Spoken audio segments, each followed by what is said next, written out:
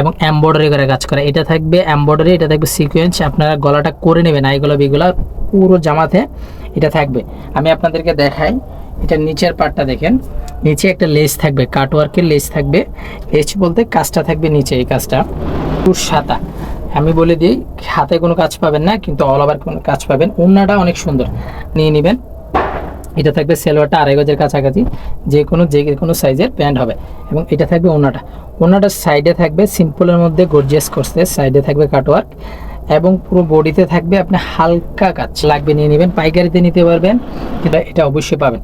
আসলে এটা অনেক সুন্দর একটা ড্রেস। দেখেন সিম্পলের মধ্যে যে ওড়নাটা করছে, ওড়নাটা থাকবে 5 হাত, অনেক বড় ওড়না। আপনারা দেখে নেবেন।